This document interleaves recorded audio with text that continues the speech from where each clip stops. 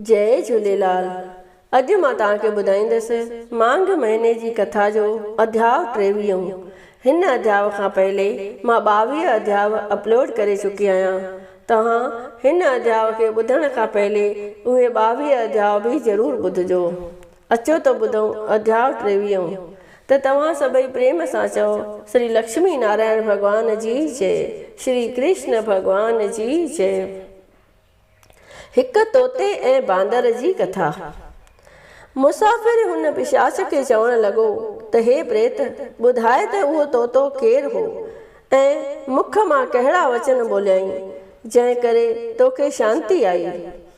पिशाच चवण लॻो त हे संत प्यारा, हिकिड़ो कोने नाले वॾो जबल आहे जंहिंजे हेठां साफ़ ऐं सुंदर जल जी हिक नदी वही रही आहे। मां हिकिड़े ॾींहुं घुमंदो फिरंदो उन्हीअ नदीअ जे कंढीअ ते वञी पहुतुसि।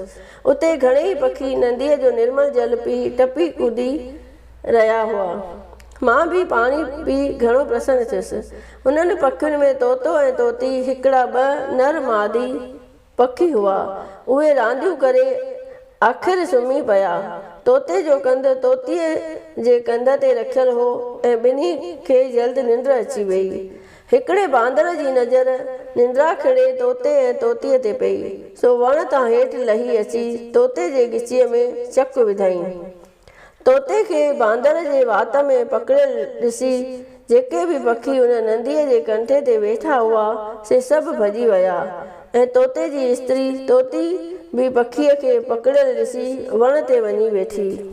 वेचारो तोतो पाण खे काल जे चंबे में फाथल ॾिसी ऐं को बि वेझो संगी साथी मिट माइट स्त्री या ॿियो को बि वेझो अजीज पंहिंजो न ॾिसी ॾाढी ॻणतीअ में पइजी वियो ऐं दिलि में चवण लॻो त सुख में आन सभी मिल बैठत रहत चहूं दिस घेरे, विपत घड़ी सबहूं संग छाड़त कोई न आवत नेरे।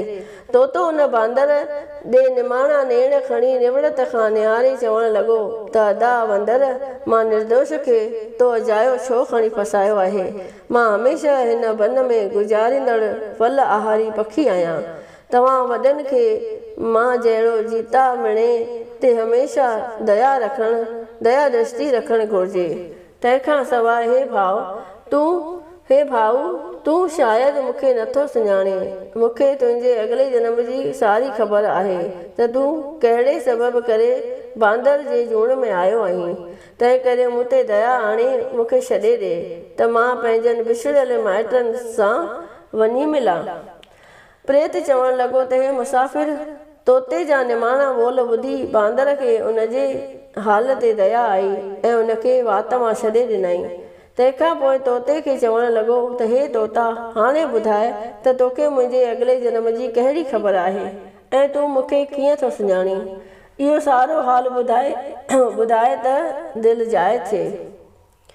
तोतो चवण लॻो त हे बांदर, तूं पुर्बले जन्म में हिन विंध्याचल पर्वत ते राजा हुए, पर उन सां गॾु कुकर्मी ऐं व्यभिचारी बि हुए। पंहिंजी प्रजा खे तमामु घणो पीड़ींदो हुए।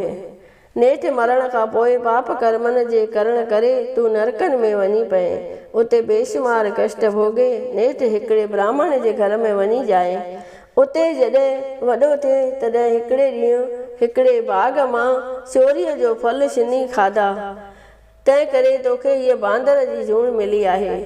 प्रेत जॾहिं इहा कथा पूरी करे रहियो तॾहिं मुसाफ़िर पुछण लॻुसि त हे प्रेत, तोतो पुर्बले जन्म में केरु हो ऐं हुन अहिड़ो कहिड़ो कर्म कयो जंहिं करे तोते जी जूण मिली। इति श्री पद्म पुराणे माघ माह में 23 अध्याय संपूर्ण थियो। सभई प्रेम सां चओ, श्री लक्ष्मी नारायण भगवान जी जय, श्री कृष्ण भगवान जी जय।